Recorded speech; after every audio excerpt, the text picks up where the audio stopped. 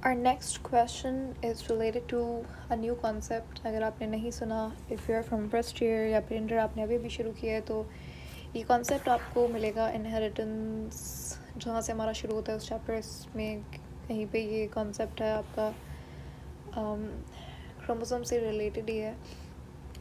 इसका नाम है हार्डी वेनबर्ग थ्योरम। अगर तो आपको ये पता है क्या होता है तो फिर ये क्वेश्चन बहुत आसान है, नहीं पता तो फिर भी डोंट वरी, मैं आपको पूरा कॉन्सेप्ट फ्रॉम ज़ीरो समझाऊंगी। Even if you don't have any idea about this, आपको समझ में आ जाएगा।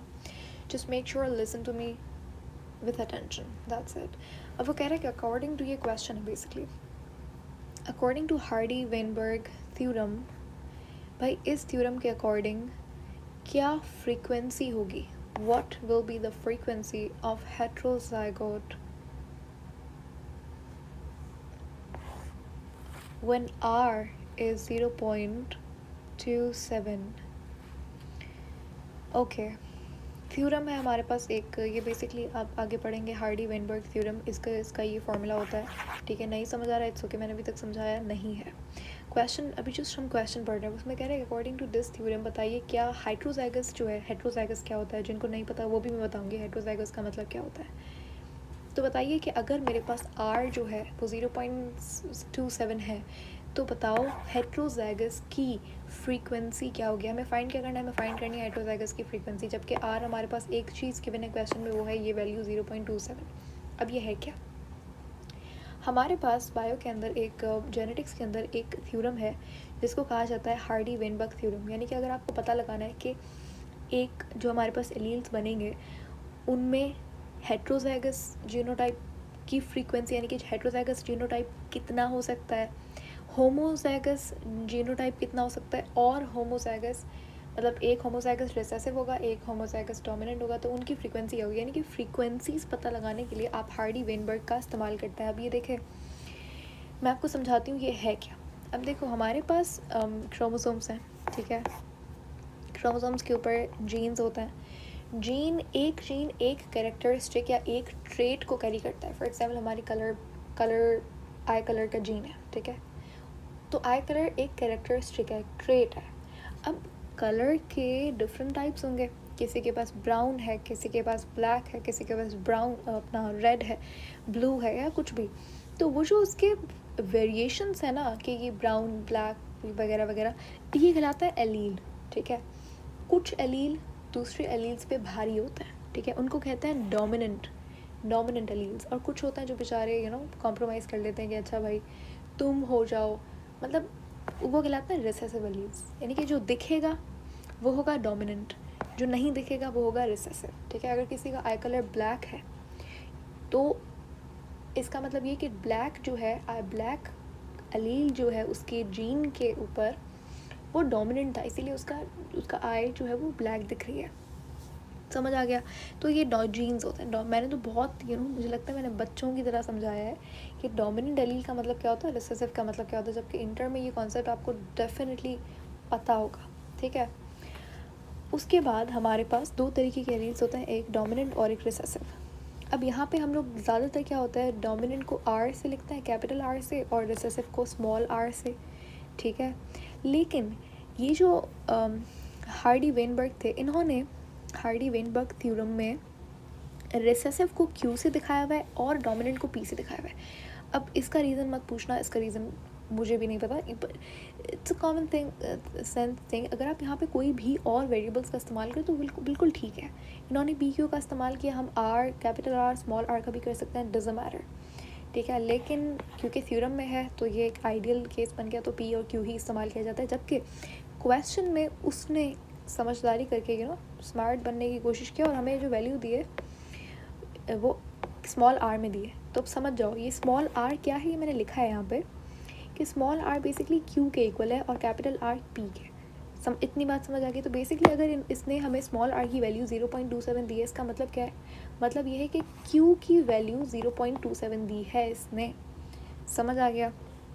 अब देखो यहाँ पे आप दिख रहा है आपको पी स्क्वायर है, क्यू स्क्वायर है। अभी स्क्वायर क्या है, समझ लीजिए हमारे पास ये कंडीशन है, capital P capital P capital P capital P का मतलब क्या है, होमोजाइगस।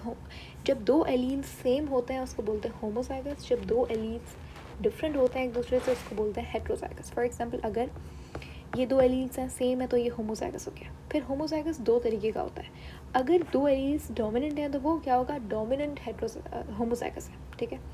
अगर दो एलील्स रिसेसिव हैं और होमोजाइगस है तो वो होमोजाइगस रिसेसिव हो जाएगा, इसको हम जीनोटाइप बोलते हैं, ठीक है।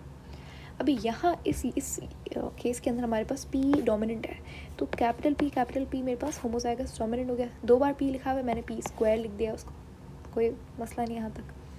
स्मॉल क्यू मेरे पास रिसेसिव है और होमोजाइगस रिसेसिव है, दो बार क्यू आ जाए तो मैं उसको इस तरीके से मैंने स्क्वायर करके लिख दिया, ठीक है। ये तो सिंपल सी बात हो गई अभी तक। उसके बाद अगर मैं बात करूँ हेट्रोजाइगस जीनोटाइप की, हेट्रोजाइगस में क्या होता है, दो डिफरेंट अलील्स होते हैं, एक डोमिनेंट होगा या एक रिसेसिव होगा। तो ये मेरे पास क्यू है और ये पी है और ये क्यू है, दोनों डिफरेंट अलील्स हैं, इसको हम बोलेंगे हेट्रोजाइगस जीनोटाइप। क्लियर, यहाँ तक हर बात आपको समझ आ गई। अब थ्योरम क्या है, थ्योरम ये कहता है कि भाई पी प्लस क्यू, यानी कि ये क्या है, ये हमारे पास होमोजाइगस डोमिनेंट फ्रीक्वेंसी है।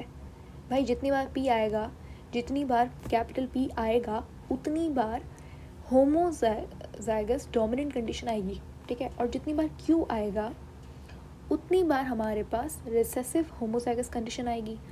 दोनों पे स्क्वायर है, ये आप देख सकते हो, यानी कि P square plus Q square, मैं कॉमन ले लूँ स्क्वायर तो पी प्लस क्यू स्क्वायर लिख सकते हैं, ये तो सिंपल मैथ का रूल है।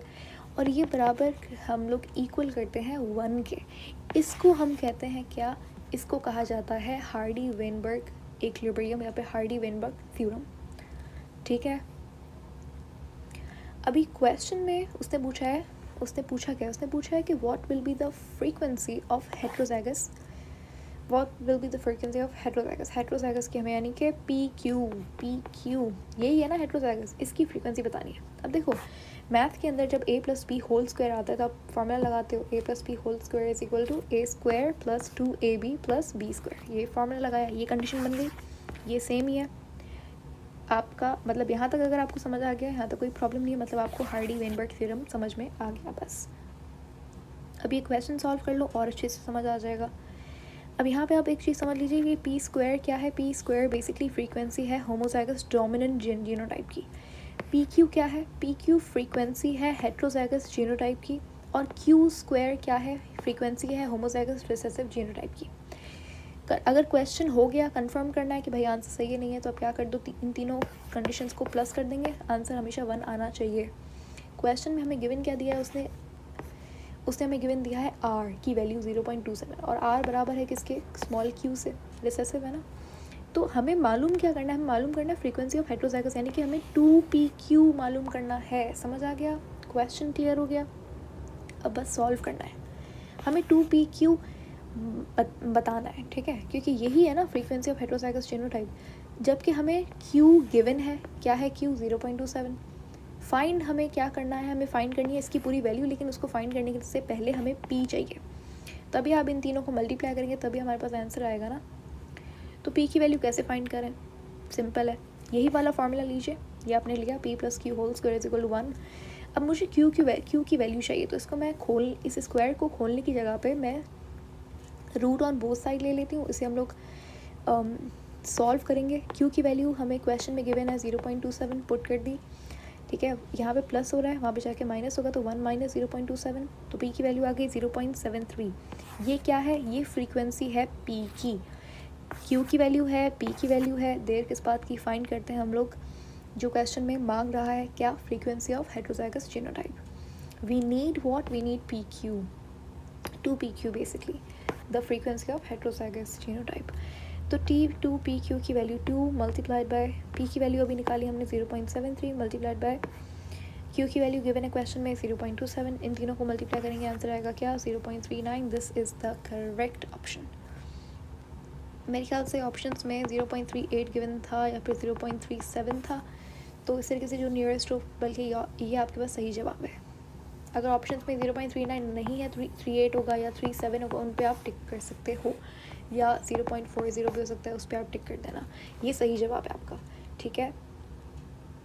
अब अगर फॉर एग्जांपल अगर आपसे पूछता कि बताइए अगर आपको कहता कि ये हमारे पास फ्रीक्वेंसी ऑफ हेट्रोजाइगस जीनोटाइप है, क्वेश्चन में अगर आपको पूरी ये दे दे, इसकी वैल्यू दे दे और पूछे कि आर क्या होगा, तो आप क्या करेंगे, सिंपल वही फॉर्मूला लगाएंगे। इसको इस्तेमाल करके, इस वैल्यू को इस्तेमाल करके आप पी की वैल्यू निकालेंगे, ठीक है, और फिर आप इसे सॉल्व करेंगे तो आपके पास क्यू की वैल्यू आ जाएगी, ठीक है। यानी कि इस वैल्यू से पहले आपको क्यू की वैल्यू फाइंड करनी होगी, 2 वैल्यूज़ आपके पास आएंगी, 1 भी आपके पास गिवन है, सॉल्व करेंगे क्यू की वैल्यू आ जाएगी। और क्यू की वैल्यू क्या है, जो उसने मांगी भी होगी, होमोजाइगस रिसेसिव जीनोटाइप।